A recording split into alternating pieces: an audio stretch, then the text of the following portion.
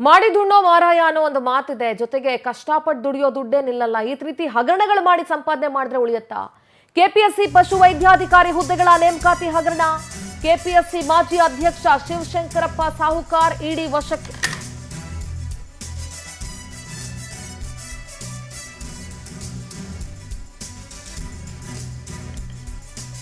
ಶಿವಶಂಕರಪ್ಪ ಸಾಹುಕಾರ್ mobile ಅನ್ನ ವಶಕ್ಕೆ ಪಡ್ಕೊಂಡಿದ್ದಾರೆ officers. ಬೆಳಗ್ಗೆ 6 ಗಂಟೆಯಿಂದ ಪರಿಶೀಲನೆ ನಡೆಸಿದ್ರು ಅಧಿಕಾರಿಗಳು. ಕೆಪಿಎಸ್ಸಿ ಮಾಜಿ ಅಧ್ಯಕ್ಷ ಶಿವಶಂಕರಪ್ಪ ಸಾಹುಕಾರ್ನನ್ನ ಇಡಿ ಅಧಿಕಾರಿಗಳು ವಶಕ್ಕೆ ಪಡ್ಕೊಂಡಿದ್ದಾರೆ. ಆತನ ಮೊಬೈಲ್ ಫೋನ್ಗಳನ್ನ ಕೂಡ ವಶಕ್ಕೆ ಪಡ್ಕೊಳ್ಳಲಾಗಿದೆ. ಎಂಥ ದೊಡ್ಡ ಅಕ್ರಮವನ್ನ ಶಿವಶಂಕರಪ್ಪ ಸಾಹುಕಾರ್ ನಡೆಸಿದ್ದ ಅನ್ನೋದು ಎಲ್ಲರಿಗೂ ಗೊತ್ತು. ಬಿಜೆಪಿ ಸರ್ಕಾರ ಇದ್ದಂತ ಸಂದರ್ಭದಲ್ಲಿ ಈತನನ್ನ ನೇಮಕ ಮಾಡಿಕೊಳ್ಳಲಾಗುತ್ತೆ. ಆದ್ರೆ ಈತ ಮಾಡಿರೋ ಹಗರಣಗಳು ಅಷ್ಟಿಷ್ಟಲ್ಲ, ಸಂಪಾದಿಸಿರೋ ದುಡ್ಡು ಅಷ್ಟಿಷ್ಟಲ್ಲ. ಕೊಳ್ಳೆ ಹೊಡೆದಿದ್ದಾನೆ ಅಂತ ಹೇಳಿದ್ರೆ ತಪ್ಪಾಗಲ್ಲ.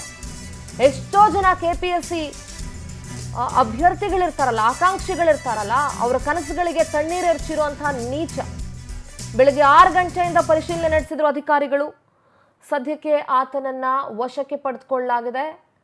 ಆತನ ಮೊಬೈಲ್ ಫೋನನ್ನ ಕೂಡ ವಶಕ್ಕೆ ಪಡ್ಕೊಳ್ಳಲಾಗಿದೆ.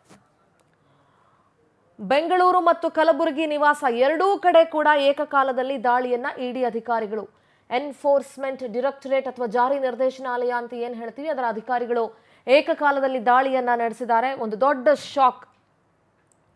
ಒಂಥರ ತಿಮಿಂಗಲಗಳ ತರ ಕೂತಿದ್ದ ಆತ.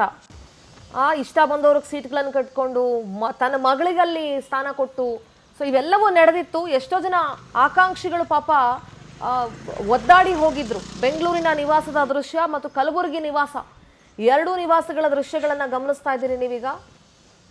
ಕೆಪಿಎಸ್ಸಿ ಮಾಜಿ ಅಧ್ಯಕ್ಷ ಶಿವಶಂಕರಪ್ಪ ಸಾಹುಕಾರ್ನನ್ನ ಇಡಿ ತನ್ನ ವಶಕ್ಕೆ ಪಡ್ಕೊಂಡಿದೆ.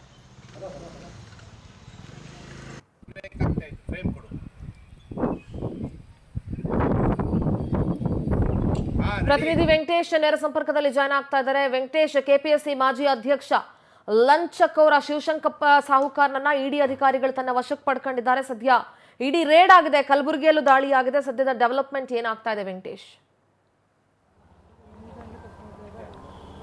ಸಿಂಧೂರ, ರಾಜ್ಯದ 21 ಕಡೆಯಲ್ಲೂ ಕೂಡ ಸುಮಾರು 8 ಜಿಲ್ಲೆಗಳಲ್ಲಿ ಈ ಇಡಿ ಅಧಿಕಾರಿಗಳು ದಾಳಿಯನ್ನು ಮಾಡಿರುವಂಥದ್ದು. ಈ ಕೆಪಿಎಸ್ಸಿಯಲ್ಲಿ ಆಗಿರುವಂಥ ಹಗರಣಕ್ಕೆ ಸಂಬಂಧಪಟ್ಟಂತೆ ಬೆಳಗ್ಗೆ ಸುಮಾರು 5 ಗಂಟೆಗೆ ಬಂದಂತಹ ಅಧಿಕಾರಿಗಳು ಈ ಹೊಯ್ಸಳ ಡ್ರೀಮ್ಸ್ ಅಪಾರ್ಟ್ಮೆಂಟ್ ಏನಿದೆ, ಇಲ್ಲಿ ಇವರು ಶಿವಶಂಕರಪ್ಪ ಸಾಹುಕಾರ್ ಕೂಡ ವಾಸವಾಗಿದ್ದರು. ಅವರನ್ನು ವಶಕ್ಕೆ ಪಡೆದಿರುವಂಥದ್ದು. ಅಂದರೆ ಈಗಾಗಲೇ ಅವರ ಮೊಬೈಲ್ಗಳನ್ನು ಕೂಡ ಜಪ್ತಿ ಮಾಡಿ ವಿಚಾರಣೆಯನ್ನು ಮಾಡ್ತಾ ಇರುವಂಥದ್ದು. ಕೆಲವು ಸಾಕ್ಷ್ಯಾಧಾರಗಳ ಆಧಾರದ ಮೇಲೆ ಈಗ ವಿಚಾರಣೆಯನ್ನು ಮಾಡ್ತಾ ಇದ್ದಾರೆ ಅಂತ ಹೇಳಿದರೆ, ಹವಾಲಾ ರೂಪದಲ್ಲಿ ಹಣವು ಕೂಡ ವರ್ಗಾವಣೆ ಆಗಿದೆ ಅನ್ನುವಂತಹ ಮಾಹಿತಿಗಳು ಕೂಡ ಲಭ್ಯ ಆಗ್ತಾ ಇರುವಂಥದ್ದು.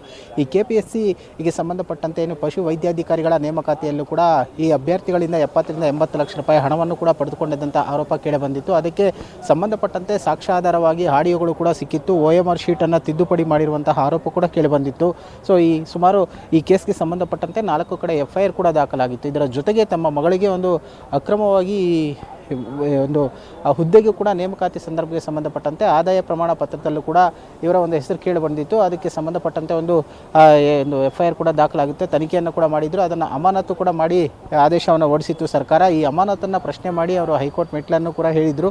ಸದ್ಯ ಅಧಿಕಾರಿಗಳು ಈಗ ಈ ಡಿಜಿಟಲ್ ಎವಿಡೆನ್ಸ್ಗಳ ಆಧಾರದ ಮೇಲೆ ಇಡಿ ಅಧಿಕಾರಿಗಳು ದಾಳಿಯನ್ನು ಮಾಡಿದ್ದಾರೆ. ಬೆಳಗ್ಗೆ ಸುಮಾರು 21 ಕಡೆ 8 ಜಿಲ್ಲೆಗಳಲ್ಲಿ ಇಡಿ ಅಧಿಕಾರಿಗಳು ದಾಳಿಯನ್ನು ಮಾಡಿರುವಂಥದ್ದು.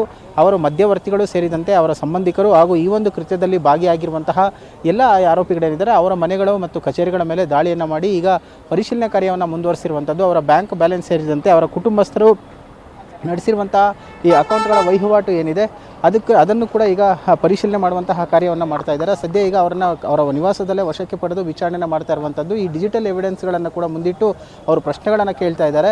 ಆದರೆ ಅದಕ್ಕೆ ಸರಿಯಾದಂಥ ಸಮರ್ಪಕವಾದ ಉತ್ತರಗಳನ್ನು ಕೂಡ ಕೊಡದೆ ಶಿವಶಂಕರಪ್ಪ ಅವರು ಕೂಡ ಕೆಲವು ವಿಚಾರಗಳನ್ನು ಹೈಡ್ ಮಾಡ್ತಾ ಇದ್ದಾರೆ ಅನ್ನೋಂಥ ಮಾಹಿತಿ ಲಭ್ಯ ಆಗ್ತಾ ಇರುವಂಥದ್ದು. ಒಂದು ವೇಳೆ ಏನಾದರೂ ಅವರು ಈ ಸಮರ್ಪಕವಾದ ಉತ್ತರಗಳನ್ನು ಕೊಟ್ಟಿಲ್ಲ ಅಂತ ಹೇಳಿದಂಥ ಸಂದರ್ಭದಲ್ಲಿ ಅವರನ್ನು ಏನು ಇಡಿ ಕಚೇರಿಗೂ ಕೂಡ ಕರೆದುಕೊಂಡು ಹೋಗಿ ವಿಚಾರಣೆ ಮಾಡುವಂಥ ಸಾಧ್ಯತೆ ಇರುವಂಥದ್ದು, ಅಥವಾ ನೋಟಿಸ್ ಕೊಟ್ಟು ಈ ದಿನ ವಿಚಾರಣೆಗೆ ಹಾಜರಾಗಬೇಕು ಅಂತ ಕೂಡ ಹೇಳ್ತಾರೆ ಅನ್ನೋಂಥದ್ದನ್ನ ಸದ್ಯ ಸಂಜೆವರೆಗೂ ಕಾದು ನೋಡಬೇಕಾಗಿರುವಂತಹದ್ದು Sindhura. All right Venkatesh, thank you ನಿಮ್ಮೆಲ್ಲ ಡೀಟೇಲ್ಸ್ಗಾಗಿ.